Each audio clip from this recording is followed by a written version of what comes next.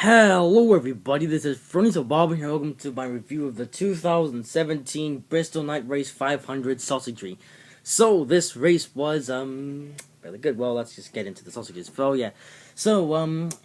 Busch wins 3 races in one weekend. The second time he's done this.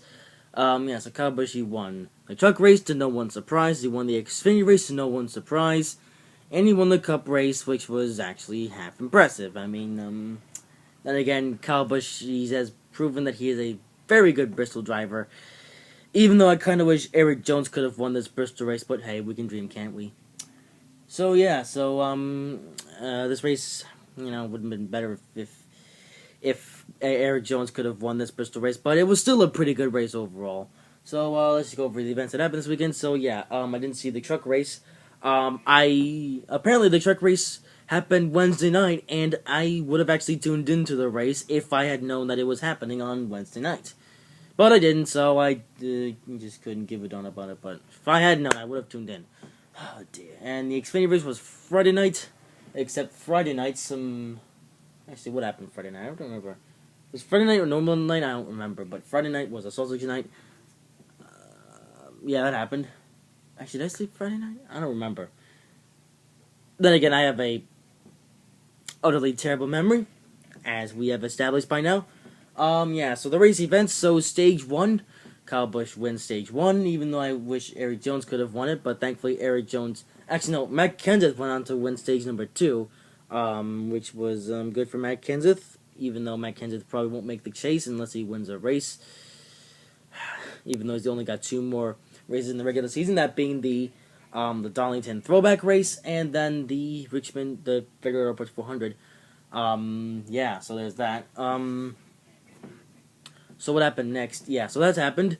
Kyle Busch won stage 1, and for the majority of the race, it was a pretty good battle between Eric Jones and Kyle Busch. Well, it was mainly Eric Jones and a bunch of other people who were trying to overtake him. Eventually, it just became the Eric Jones versus Kyle Busch race near the end of it, and it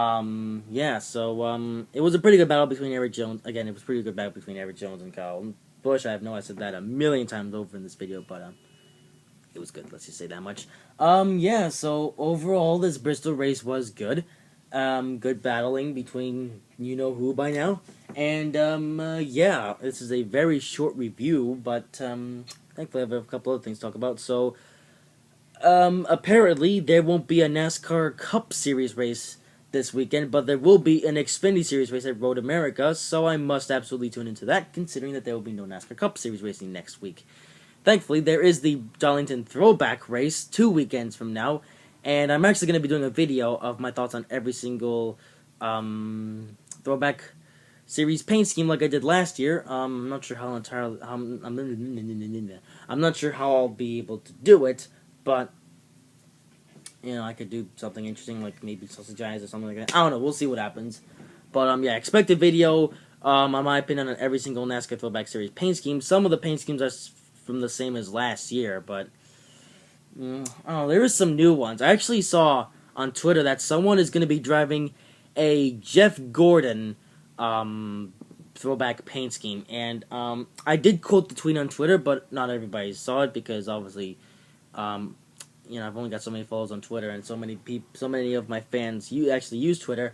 But so I made a tweet, and I quoted the tweet saying, "It's good.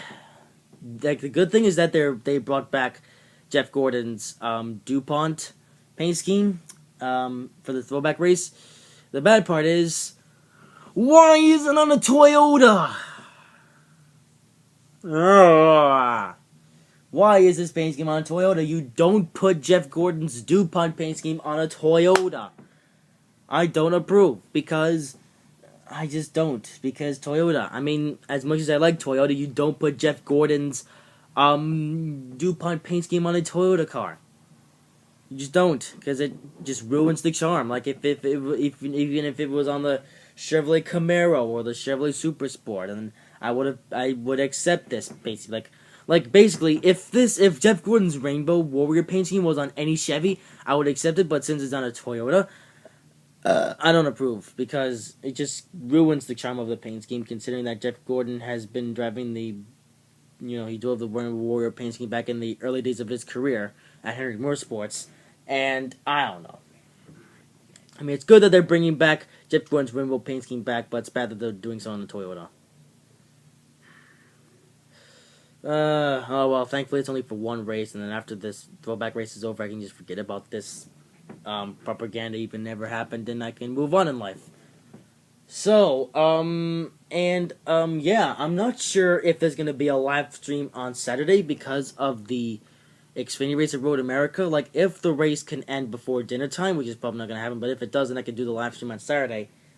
But if the Xfinity race at Road America does go into like the time that we'll normally be doing live streaming, I'll most likely just not do the live stream on Saturday, and if I get some time on Sunday, I'll just do a live stream on Sunday instead.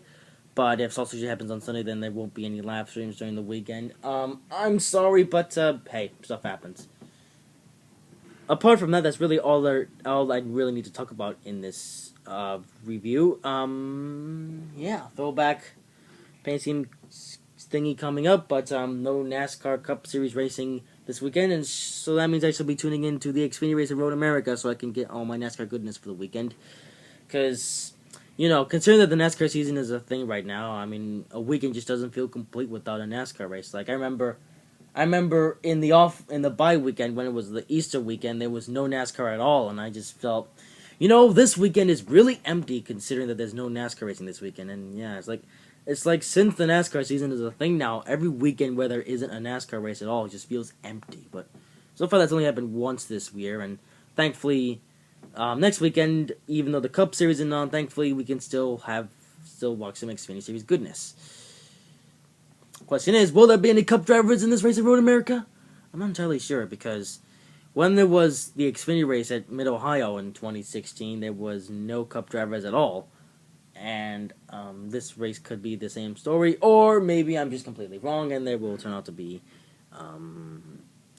Cup drivers running in the Xfinity Series at Road America, But, I remember last year Michael McDowell won that race at Road America. Was that 2015? I'm not entirely sure. But yeah, glad McDowell could win that race, because even though Michael McDowell is a Cup driver, you could still consider him as an Xfinity Series regular, considering he is driving the piece of trash that is the 95 in the Cup Series. At least he's got a decent ride at Chip Ganassi in the Xfinity Series. Is that Chip Ganassi, or is that... Yeah, I'm pretty sure... No, that's RCR, not Chip Ganassi. That's Richard Childers Racing, excuse me. That's about it for this review. Hope you guys have enjoyed it. If you did, make sure to like, comment, and subscribe. Yeah, Road America time, and then we have the race at Canadian Tire Park, and then that'll be it for road course racing this year, unfortunately. We really do need more road course racing in NASCAR, don't we? See you next video, guys. Bye-bye.